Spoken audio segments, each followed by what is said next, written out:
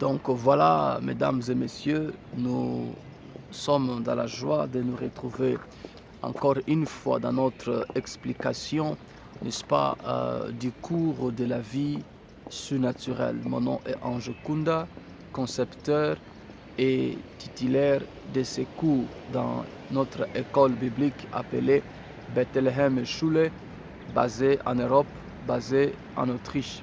Nous vous saluons. Nous venions de faire une autre vidéo dont nous expliquions la première partie du cours qui est la création invisible. Qu'est-ce que cela voudrait dire?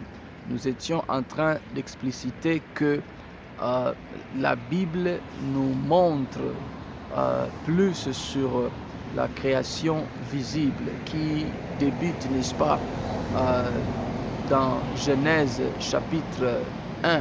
On dit: au commencement, Dieu créa les cieux et la terre, et l'Esprit de Dieu se mouvait au-dessus des eaux. Dans l'ancienne vidéo, on a essayé d'expliquer que pourquoi le Saint-Esprit devait être au-dessus des eaux. On a dit qu'il y avait un problème au ciel. On a expliqué que Apocalypse chapitre 12, c'est où il y a le nœud du problème. Quand il y a eu scission des armées célestes, quand il y a eu scission, n'est-ce pas, des anges, parce que la Bible dit le dragon a pris, n'est-ce pas, un tiers des anges et il a amené cela pour son propre compte. Et c'est avec ce un tiers que, n'est-ce pas, Satan a créé maintenant son règne. Et on a dit, s'il n'y avait encore rien sur la terre, parce que la terre était vide et sans forme, donc nous sous-entendons que Lucifer et son armée seraient casés quelque part. Et on a dit dans notre suggestion ou dans notre thèse que ce serait possible que Satan et ses troupeaux ou son équipe aille, n'est-ce pas, aux eaux. Et c'est pourquoi, n'est-ce pas, le Saint-Esprit, il devait maintenant dompter les eaux. Il devait être au-dessus des eaux. La Bible dit que l'Esprit de Dieu se mouvait au-dessus des eaux. Se mouvoir au-dessus des eaux peut aussi être pris en train de contrôler, en train de dompter afin qu'il ne bouge pas. Parce que déjà, il y eut déjà une révolte au ciel et l'Esprit de Dieu devait maintenant lui-même sur le monde visible entrer en charge. Voilà.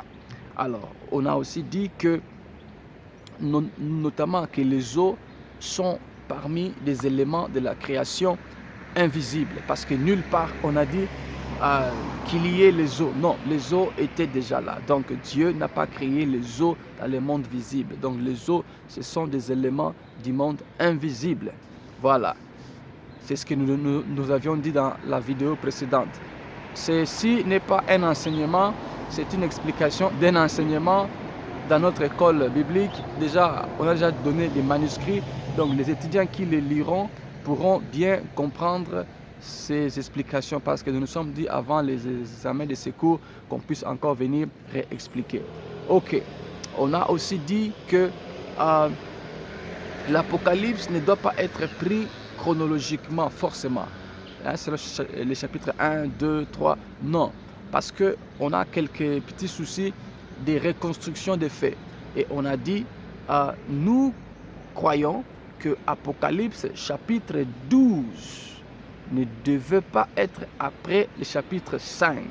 Nous croyons que le chapitre 12 doit être avant.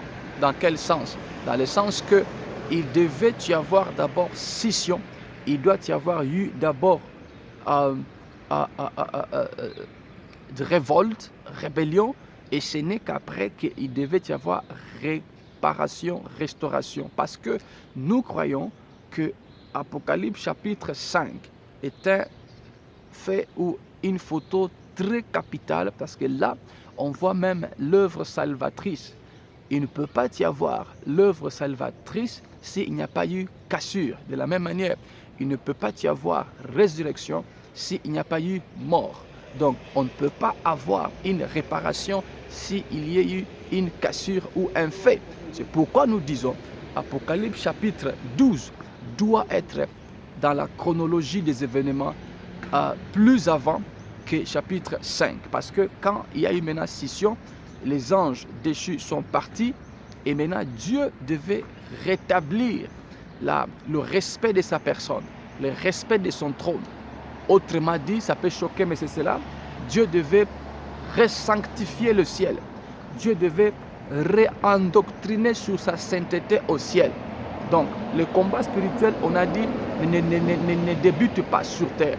Le combat spirituel a commencé au ciel par la rébellion de Lucifer.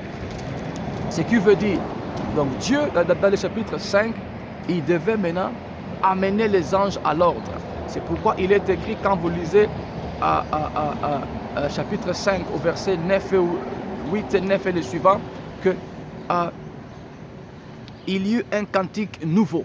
Un cantique nouveau veut dire il y eut un cantique ancien qui, par les défis ou les méfaits de Lucifer sous le chapitre 5, prenez ça comme photo de la rébellion, Dieu devait maintenant énoncer un autre chant.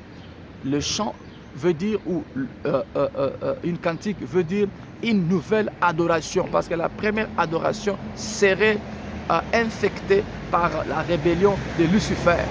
Vous êtes des lecteurs de la Bible, vous êtes des chercheurs des Écritures, donc nous nous posons sur la théorie que dans la création invisible, il y a des choses que la Bible n'a pas tellement explicitées, mais que nous voulons reconstruire tout en ayant son esprit, parce qu'il faut que les tissus du pan de la robe soient le même avec le reste de la robe, selon Ésaïe 6. Donc c'est seulement le pan de la robe qui a rempli le temple, mais un prophète, quand il vient annoncer à l'église, il ne faut pas qu'il amène un autre tissu, il faut que ça reste le même tissu, mais dans un autre compartiment. C'est pourquoi quand un prophète arrive et qu'il parle, si vous n'êtes pas bien sensible, vous n'allez pas le comprendre, parce qu'il amène les choses qui ne sont pas du pan, mais du reste de la robe. Mais le souci doit être que et le pan et la robe doivent avoir le même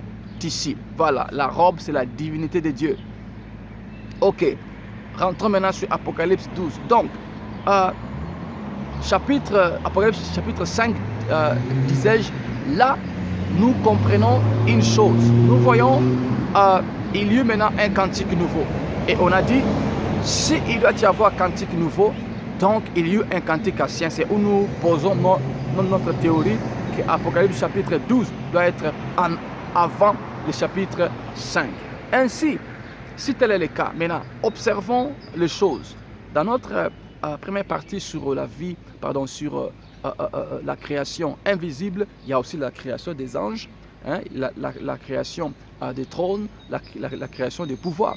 Et le frère Paul dit dans Colossiens 2, 9 et 10, il dit en lui habitait corporellement toute la divinité. Cela veut dire quoi? En Christ, il y avait toute la divinité de Dieu incarnée. Et on ajoute, lui qui est le chef de toute autorité et de toute domination. Donc, le monde invisible est hiérarchisé. Le monde invisible est en graduation et en degré, si on peut le dire ainsi. Et le frère Paul le dit encore aux Éphésiens, il dit, dans le chapitre 6, il dit, nous n'avons pas à combattre contre la chair et le sang, mais contre les dominations dans les lieux célestes. Donc, quand les déchus se sont séparés de Dieu, ils ont créé aussi un règne. Et c'est où je veux commencer aujourd'hui. Donc, nous pensons, et je pense aussi avoir dit que Romains chapitre 12 doit être aussi pris dans une facette spirituelle, non seulement pour les humains, mais aussi pour les anges. Parce que nous sommes en train de faire des recherches. Quel serait le problème que Lucifer a causé au ciel? Mon frère, ma soeur, nous sommes une école biblique, une école de recherche. Donc, ce n'est pas une prédication dans l'église où tout le monde dit Amen.